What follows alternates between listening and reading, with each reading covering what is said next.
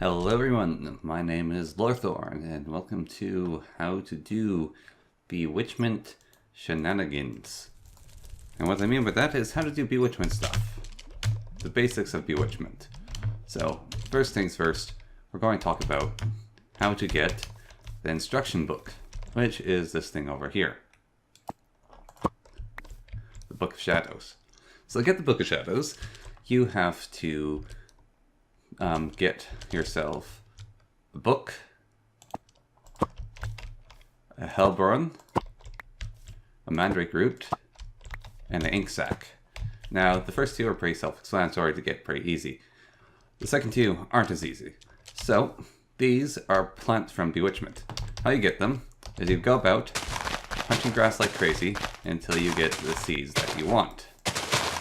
Now, appears I'm not getting any Bewitchment seeds. Ah, here we are. So I got some wormwood seeds, which are from Bewitchment. So you just run about like crazy until you get the seeds that you want. And then you go and plant the seeds, and you get plants like this. And boom, we got Hellburn by taking this plant, and then you can plant more seeds. Hellburn is very common. If we open up this magic forest thing here, well, that's a bad example. Maybe I'm messed up somewhere along the way. Hellburn seems to be pretty common. Maybe not in these environments. Wormwood, chrysanthemum, belladonna. Alright, yeah, Hellburn. In the taiga, it's quite common. And in the plains, it's common. And in the savannas, it's common. And it is decent in the desert. Although you don't really get plants from the desert. In the jungle, there's quite a bit of it. Yeah. So, and it definitely exists in the roofed forest as well. But it even exists here in the forest, just not as common. So there's different quantities of spawns for each region. So, like the magic forest, the most common is the satiate, and for the forest, it's also satiate. For the taiga, is wormwood, thistle, chrysanthemum, and yeah, we could go on. Lavender is super common in the plains. You're just going to get tons of lavender seeds. Wormwood and thistle and belladonna are quite prominent in the savannah. The desert has a lot of wood for thistle, belladonna. Jungle, well, it's got belladonna. Anyways, so you get the wormwood, and that's fine. You also need to get yourself some mandrake seeds, which you can basically find anywhere. However, you're more likely to find them in swamplands, even though it doesn't appear like it. Swamplands give you a pretty common amount. Roofed forests give you a good amount. After a lot of searching, you can find mandrake seeds basically anywhere. Plains, taiga, forest, even magic forest. Yeah, they have a common in forest. So you can find them anywhere, and you plant both of them. So you plant that one, then you get the mandrake, which is a purple thing. You get these roots.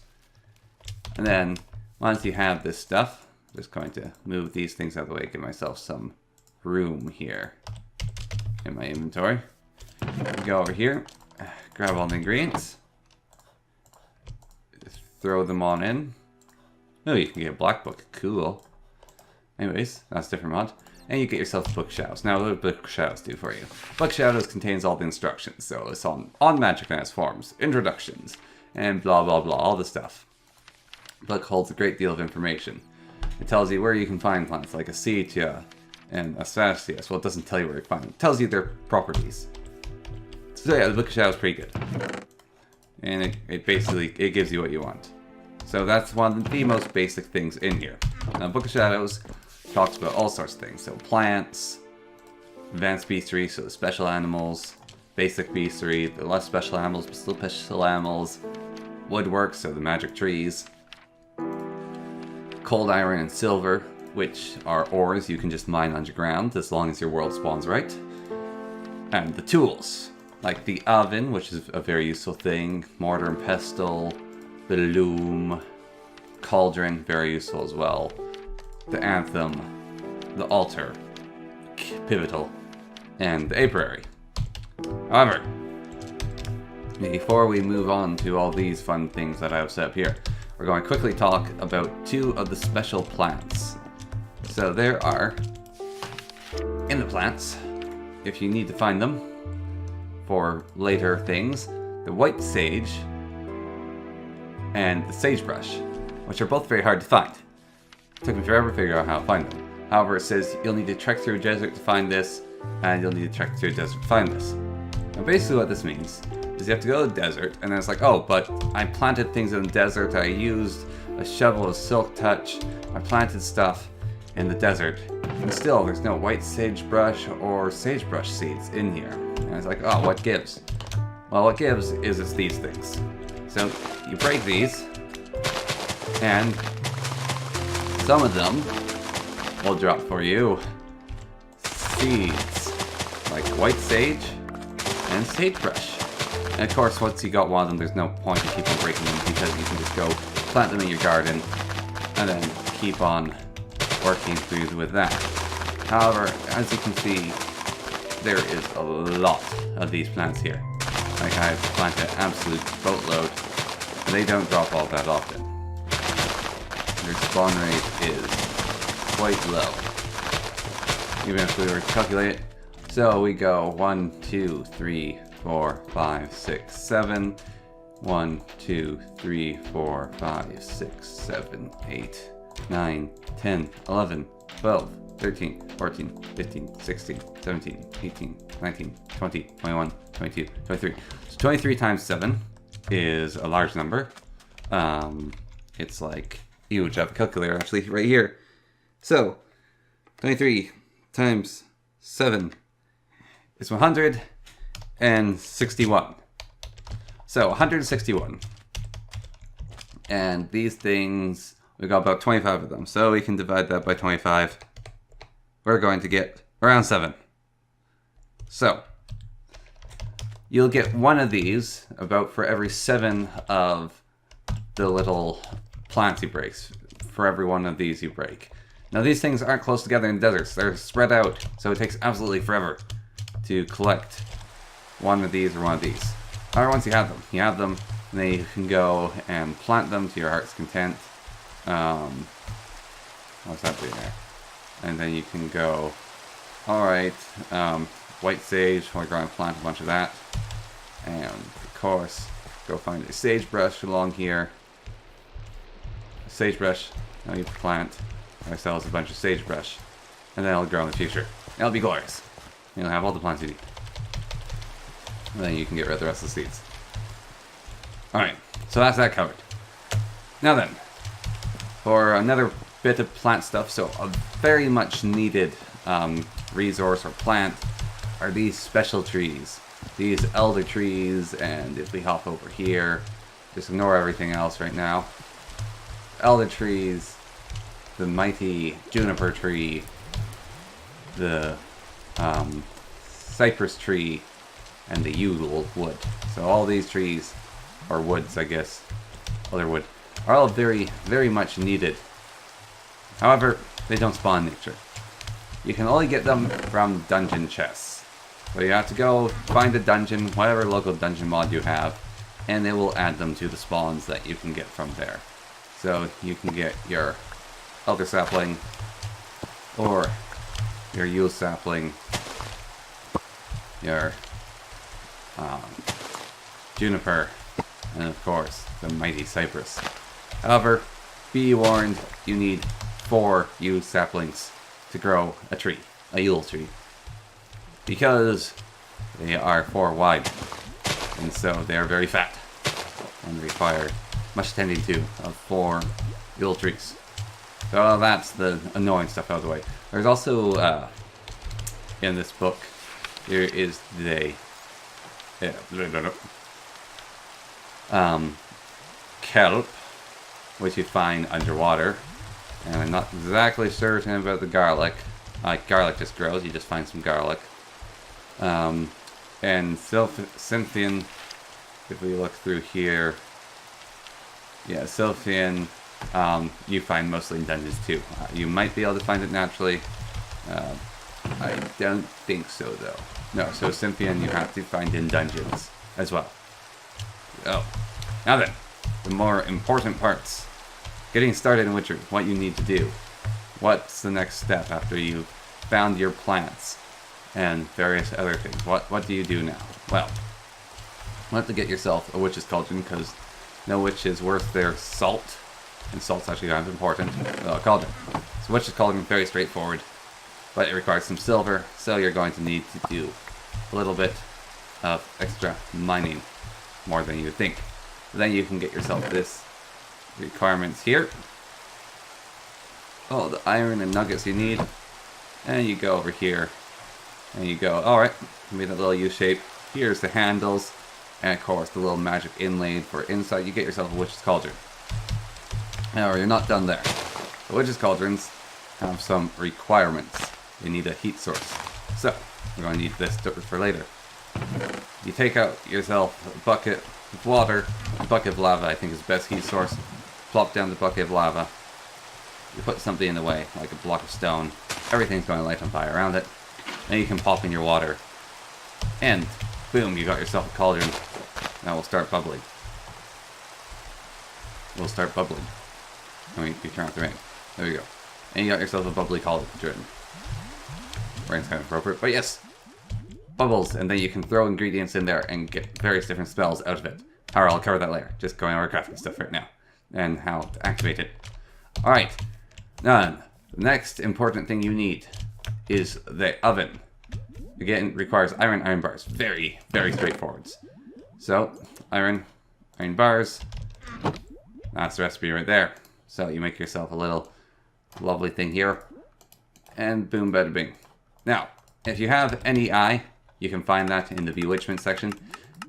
If you play without, or just enough items, I guess is what we're using right now, whatever it's called. Yeah, just enough items. You can find all the recipes for all the stuff that you need, such as the thing here. Alright, this is the recipe.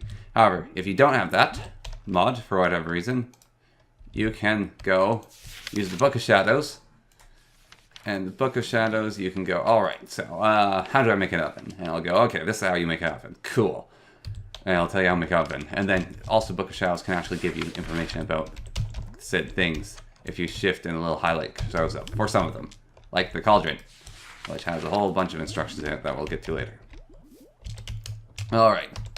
So, now we have this lovely oven.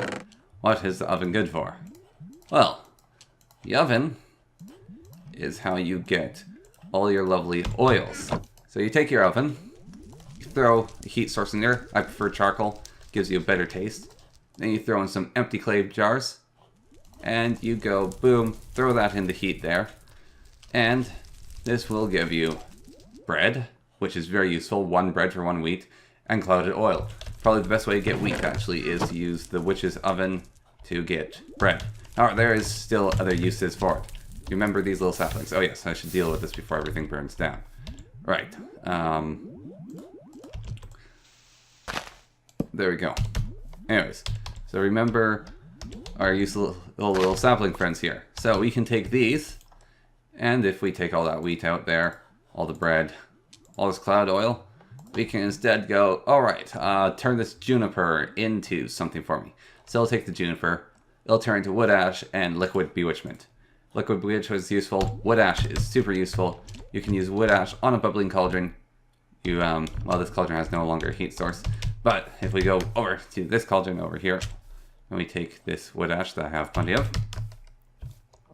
you can use wood ash to clean a cauldron. So cauldron's full of stuff, you throw in wood ash, and it empties the cauldron for you so you don't have to break your cauldron or anything annoying like that. So wood ash is always good to have on hand. It's used in a lot of ingredients. But I bet you're asking, alright, so we got this thing, but how do I get these empty clay jars? Well, for that, you need to get clay. And just going to get rid of these here. Alright, so to do that, you get this clay jars. So you put them in this order, and boom, you can take these things. You can craft yourself a lovely little clay jar. And then you get 3 of them. Then you throw them in here, because this thing counts as a furnace. And bam, what do you know? You get empty clay jars. See, this little symbolized thing, unfired, you heat it up, and you get fire clay jar. Which is very, very useful. You can fire a lot of stuff in there. Alright. Alright.